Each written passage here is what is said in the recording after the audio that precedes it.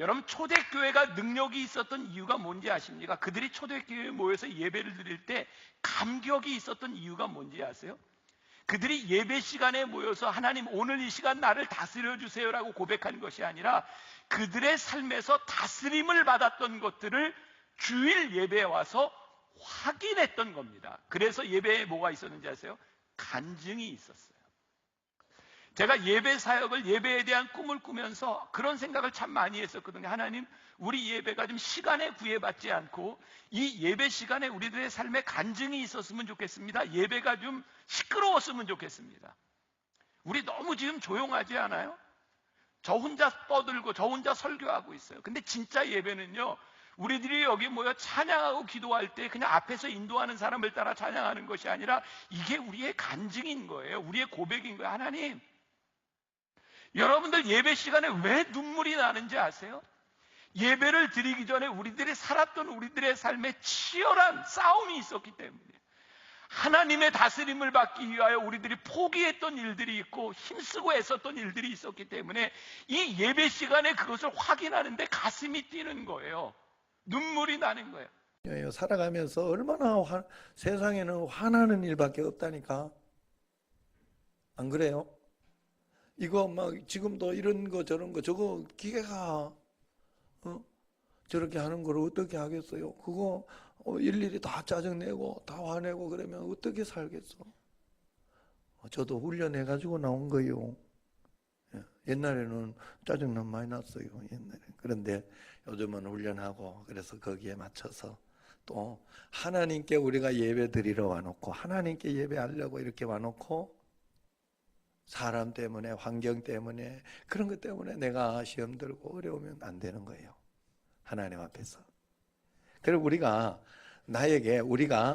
율법의 나무가 흐르게 해서는 안 돼요. 선악과를 먹은 이후에 옳고 그름을 내가 따지려고 해요. 우리는 그래서는 안 돼요. 우리는 생명나무만 먹어야 돼. 예수 생명나무. 무슨 말인가 하면 내가 저 사람 틀렸어, 잘했어, 내가 이게 맞아 틀려 이런 거를 가지고 따지는 게 아니라, 그러면 이럴 때는 잘 안 되고 이럴 때는 어떻게 해야 돼요? 이제 물론 이 목사님대로 방송실은 방송실대로 어떻게 문제가 생겼을까, 다시는 이런 일이 없도록 노력하는 게 필요하고, 그런데 다른 여기에 있는 예배를 드리는 우리는 용서하는 게 필요하고 포용하는 게 필요하고, 또 지금 이 시간에 예배를 드리는 이 마음과 이런 것이 흔들리지 않도록 잘 관리하는 게 필요하잖아요. 그게 필요한 거지. 제가 이번에도 이렇게 그 교회 이제 저기 이 뒤쪽에 이렇게 담이 무너지고 그렇게 하고 할 때 굉장히 내 마음도 같이 무너지더라니까. 그래 아침에 비는 계속 오지. 그래가지고 집에 가지를 못하겠더라니까요. 이 목사님하고 불러놓고 이 집사님은 또 일을 해야 되니까 밥 먹으러 간다 하길래 가시라고. 이 집사님은 기도하려다가 밥 먹으러 갔고, 이 목사님하고 내가 여기 앉아가지고 기도하고 30분 기도하고 집에 갔어요. 진짜로. 하나님 앞에서 어떻게 할 수가. 그런데 자, 무너졌을 때 같이 무너져가지고 호들갑을 떨면서 문제가 되고 막 그러면 문제가 더 커지는 거예요. 무슨 말인지 알아요? 자, 거기에 그렇게 되었을 때 내 마음이 무너지지 않도록 내 자신을 잘 관리하면서 믿음으로 살아내 보는 게 중요하잖아요. 하나님 이 속에도 좋은 거 주신 줄로 믿습니다. 좋은 거 주신 줄로 믿습니다. 그래서 사실 어제까지 제가 마음속에 하나님 그냥 놔둬더니 곧날 비가 확 오더라니까. 그리고 그 다음에 내가 날씨를 체크해 보니까 흐리기는 하지만 흐리고 맑음이야. 항상 흐리고 맑음. 요번 주일 내내 비 온다는 예보가 없었어요. 제가 지금 날씨 예보를 보니까 그렇더라고요. 그날만 비가 오는 게 하루. 하필 하나님이 훅 무너뜨린 거예요. 내가 생각하기에. 그리고 어제까지도 그게 해석이 안 되더라고요. 내 마음속에. 조금 그냥 해주셔도 됐는데 하나님이 실수하지는 않으신데 그래 생각해 보니까 하나님이 말 그대로 하나님이 이렇게 실제적인 걸 보여주려고 이렇게 하나님이 이렇게 말 그대로 훅 무너뜨린 거예요. 왜? 그러면 뒤에가 깔끔해져요. 안 그러면 예전하고 거의 다를 바 없이 비슷하게 지저분하게 그렇게 되는 거예요. 그런데 위를 담을 쫙 위에 세워가 이 정도는 가는 것 같더라고, 담이. 우리한테 이 정도는. 그러니까 거기는 뭐 그냥 깔끔해요. 한 줄은. 그 정도로. 또 저 뒤에도 이제 여기 뒤에도 요번 주일에 이렇게 빼주고 하면 옹벽을 쳐요. 여기. 거기서 다 쳐주기로 했어요. 그거는 이제 우리가 굳이 손 안 대도 되는 거. 하는 길에 양옆이 깔끔해지는 거, 뒤가. 기왕이면 우리는 돈 때문에 이제 돈을 어떻게 하면 조금 더 싸게 하고 그렇게 할까 때문에 막 거기에서 계속 기다렸다가 어쨌다가 막 이렇게 하다 보니 문제가 생긴 건데 하나님은 그게 아니었다. 훅 해서 깔끔하게 진짜 깔끔하게 되도록 되어버렸어요. 지금.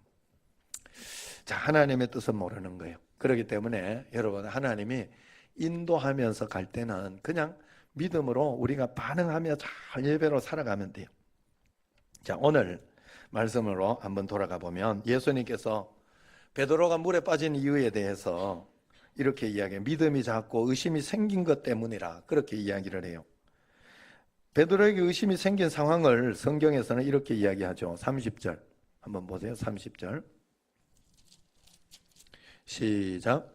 바람을 보고 무서워 빠져가는지라 소리질러 이르되 주여 나를 구원하소서 하니 베드로가 처음에 자신을 물리러 오라고 하신 예수님만 바라보고 걸었어요.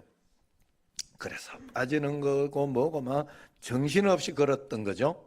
그런데 걷다가 보니까 이제 바람을 보게 된 거예요. 이제 주위 환경을 보게 된 거죠. 무서운 마음에 믿음이 쏙 작아진 거예요.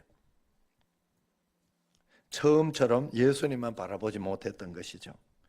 바람이 일으키는 파도와 풍랑을 보았던 것이 아무런 장비 없이 풍랑 한가운데 서 있는 것은 정말 두려운 일입니다.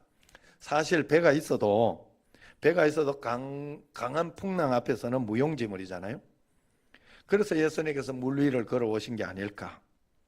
배에 있으나 풍랑 앞에 있으나 물 위에 있으나 똑같은 거예요. 사실은 넘어져서 빠져서 죽기는 다 똑같은 거예요. 매한 가지예요.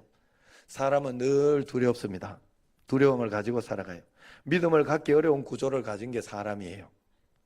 항상 두 눈과 두 귀를 통해서 우리 모든 감각을 통해 위태로운 상황에 대한 정보를 우리가 받게 됩니다. 그 상황이 주는 압박감, 그것은 우리의 믿음을 작아지게 만드는 거죠. 베드로는 바람이 일으킨 상황 앞에서 무서워했고 결국 물에 빠지고 말았어요. 그래서 요번에 이제 건축하면서 어느 장로님이 저보고 목사님 굉장히 겁이 많으신가 봐요. 그러더라. 나는 겁이 많아요.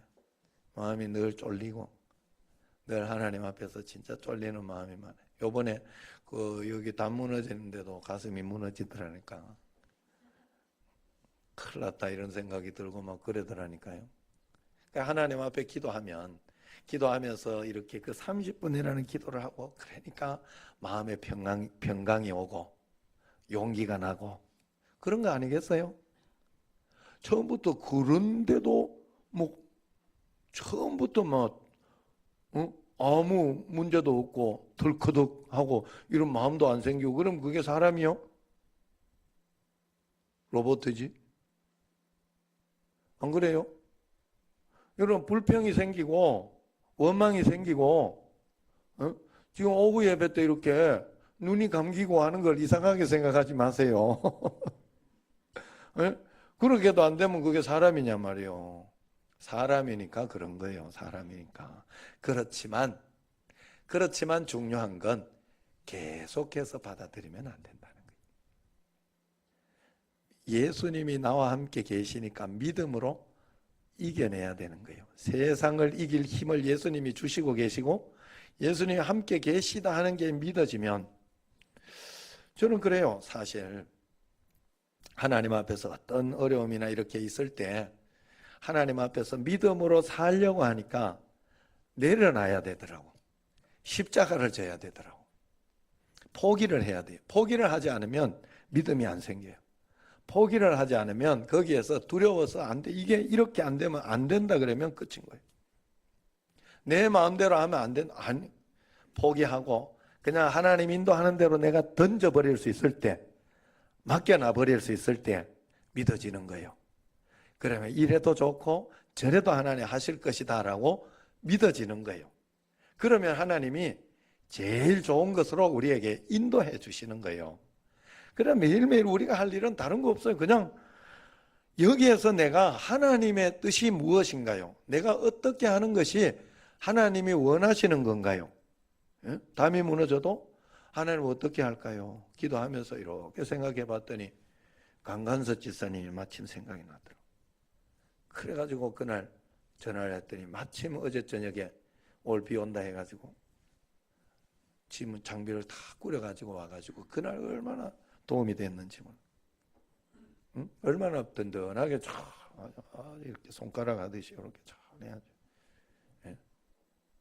잘 해줬어요. 그러니까 하나님이 그것도 잘 예비했구나 하는 그런 생각이 들더라고. 우리가 하나님 앞에서 그래서 베드로는 바람을 보고 무서워했어요. 물에 빠져 죽을 것에 대한 두려움이죠. 상황이 주는 압박감은 우리를 죽이려고 하는 상황까지 갑니다. 그러나 우리 믿음이라는 것은 상황과 환경이 주는 압박감과 싸우는 게 믿음이에요. 믿음이 견고한지 아닌지 작아져 있는지를 확인하려면 상황이 주는 압박을 내가 어떻게 처리하고 있는지를 보면 알아요. 압박감이 마음 안에서 더 크게 작용하고 있다면 내 믿음에 문제가 생긴 거예요. 그래서 나는 상황이 주는 압박은 내가 망할 것이라고, 나는 끝났다고, 나는 넘어질 것이라고 그렇게 이야기를 합니다. 그러나 우리가 그 생명 잃는 것, 환경이 넘어지는 것을 두려워하기 때문에, 내려놓지 못했기 때문에 믿음이 안 생기는 거예요. 다니엘의 세 친구가 믿음을 지키기 위해서 목숨을 걸었고 다니엘도 사자굴에 던져지면서 목숨을 걸었습니다. 다니엘의 세 친구처럼 죽더라도 믿음을 지키겠다는 그 고백 끝에 다시 살아나기도 하지만 스데반처럼 어떨 때는 믿음으로 복음을 전하고 순교하기도 해요.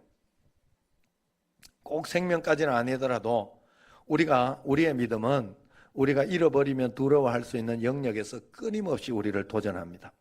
건강, 명예, 돈, 가족, 직장 등에서 믿음은 시련을 겪는 거예요. 죽을 때까지 그래서 우리에게는 밀어붙이는 싸움이 믿음의 싸움이다 하는 거예요.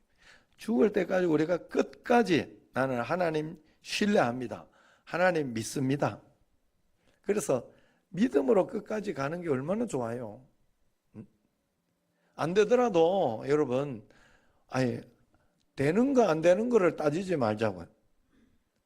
안 되더라도 다시 용기를 가지는 게 좋지. 안 될 때 안 될 값이라도, 안 될 때 안 될 값이라도 할 수 있다 그러면서 해보는 게 좋지. 지레 미리 걱정하고 두려워하고 미리 빠질 거 걱정하고 그러면 뭐 하겠어요. 그래서 어쨌든 하나님 앞에서 지켜내야 하는 게 우리의 믿음입니다. 믿음은 끝까지 가야 돼요. 정말로 하나님 끝까지 가는 은혜가 필요해요. 세상의 그 어느 것 하나라도 우리 마음을 빼앗아버리고 그렇게 한다면, 우리가 상황을 더 두려워한다면 우리는 빠지게 돼 있어요. 반드시. 믿음은 죽음에 대한 두려움을 이겨내는 것이고 상황에 대한 두려움, 걱정을 이겨내는 거예요. 그 정도의 단단한 믿음이 어렵기 때문에 성경에서는 마지막 때에 너희의 믿음을 보겠느냐 그렇게 말씀하고 있습니다. 여러분, 우리가 믿음을 따라 물 위를 걷기도 하고 물에 빠지기도 하는 거예요. 눈에 보이지 않는 믿음의 내용을 따라 우리의 삶이 결정된다 하는 거예요. 눈에 보이지 않는 믿음의 내용이 삶의 내용을 급박하게 결정해 버릴 수 있다는 게 조금은 무섭습니다. 믿음이 삶을 결정한다는 거죠. 저는 이 눈에 보이지 않는 믿음이 별거 아닌 줄 알았어요. 그런데 제가 신학을 하기로 결정하고 그러면서 믿음을 실험하면서 그때 하나 깨달은 게 이 내 속에 보이지 않는 믿음이 내 겉에 이 간증을 결정하는구나. 겉에 역사가 일어나고 안 나가고는 내 보이지 않는 속에서 결정이 되는구나. 그래서 굉장히 담대하려고, 내가 겁이 많은 사람이라니까요. 굉장히 담대하려고 용기 내려고 그렇게 해요. 그래서 웬만하면 이제 또 실수하는 것도 많지요, 사람이. 그러니까 하나님의 뜻이 무엇인가를 잘 살펴보는 게 굉장히 중요해요. 그렇다고 해서 하나님의 뜻이 아니면 어쩌지 이러면서 청년의 때는 또 보면 아니면 어쩌지 하고 굉장히 걱정을 해요. 또 그걸 또 걱정해, 두려워하고. 아니면 아닌 거지. 그러면서 또 배우는 거예요. 그러면서 하나님 뜻을 배우고 한 걸음 한 걸음 주님과 함께 만들어 나가는 거예요. 그래서 여러분, 믿음은 보이는 데서 결정나는 게 아니라 보이지 않는 곳에서 어떻게 행동하는가가 그의 믿음이요, 보이지 않는 곳에서 어떤 담대함이 있는가가 그의 믿음이에요. 하나님은 다른 사람도 보는 것을 가지고 다 했다고 그렇게 하지 않습니다. 보이지 않는 것을 하나님은 보시는 거예요. 눈에 보이지 않으니 얼마든지 상황을 조작하고 자기 편한 대로 말할 수 있겠죠. 그러나 믿음을 보신 하나님의 결정을 우리는 바꿀 수가 없습니다. 그대로 받아들여야 돼요. 우리의 인생은 우리의 믿음대로 되는 줄로 믿으시기 바랍니다. 하나님께서 우리의 믿음을 아시기 때문에. 그래서 오전의 말씀처럼 율법적으로 무엇을 했나 안 했나가 중요한 게 아니에요. 내가 전심으로 주님 앞에 믿음의 삶을, 그래서 잘했나 못했나를 따지지 말고 하나님 앞에 최선을 다했나 그렇지 않느냐를 살펴보는 게 중요하다 하는 겁니다. 오늘 말씀에 베드로도 그렇고 제자들도 충분히 호들갑 떨고 겁내고 그렇게 할 수 있는데 주님께서는 안심하라, 내니 두려워하지 마라, 그 말씀을 주셨어요. 그리고 또 베드로가 그 정도만 걸어도 잘 걸었다, 됐다, 그 정도만 해도 됐다 이래가지고 손을 잡아도 될 텐데 믿음이 없는 자여 왜 의심하느냐 그랬어요. 왜? 우리는 끝까지 믿음으로 살아야 되기 때문에 그래. 끝까지 하나님을 믿는, 의지하는 그 믿음으로 살아야 되기 때문에 그래요. 그래서 우리가 이 믿음을 가지려고 할 때 어떻게 해야 되냐? 다 하나님 앞에 다 포기해야 돼요. 배가 뒤집혀도 어쩔 수 없다라고 생각을 하고 하나님 앞에 배가 뒤집히면 천국에 가니 감사하다 이렇게 생각을 할 때 내 마음속에 뭐 담대함이 생기고 그 다음에는 최선을 다하는 마음이 생겨요.